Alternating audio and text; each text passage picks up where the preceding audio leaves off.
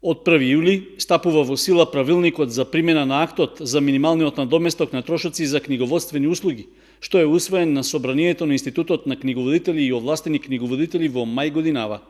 Тоа беше повод во Кочани да се одржи работна средба, на која беа представени измените и новините што ги носи новото законско решение.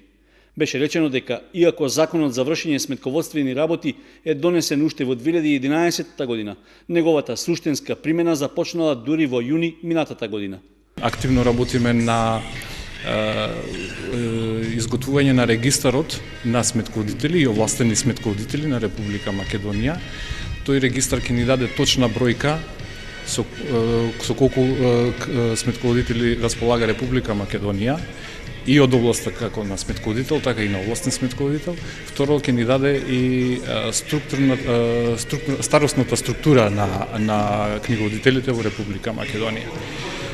Покрај тоа, со законот за вршење сметководствени работи, секој сметководител и овластен сметководител има одредени обврски, тоа е новитетот со законот кој што мора да ги исполнува, а се со цел да се подигне квалитетот и знаењето на нашите колеги во Република Македонија, како би можеле да дадеме поквалитетна, поточна, појасна, попрецизна услуга од областа на книговодството и сите клиенти да бидат задоволни.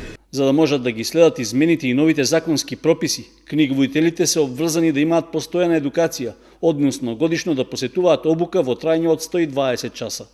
Ова им го зголемува трошокот во работењето, поради што ќе мора да го вклопат во цената на услугата што ја даваат. Втората работа, која што е исто обврска на книговодствените друштва кои што ќе работат книговодствени работи, е да мора да имаат да поседуваат полиса за штета или нанесен штетен настан од некое несовесно, небрижно работење во книговодството. Така да на една страна се зголемуваат обврските на книговодителите и на книговодствените друштва, нормално е дека тоа, а целта е не друго, само да се подигне квалитетот и гаранција дека квалитетот, нели, полисата за осигурување дава гаранција кон комитентите за истото, дека ќе се зголеми квалитетот. Од таа причина нормално е да се очекува и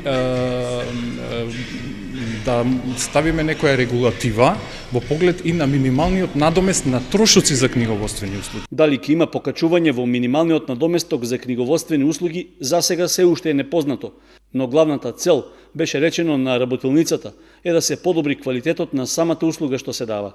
Слични работилници како во Кочани, Институтот на сметководители и овластени сметководители одржува и во другите региони во Македонија, со цел да се објаснат измените што ги носи законот за сметководствено работење.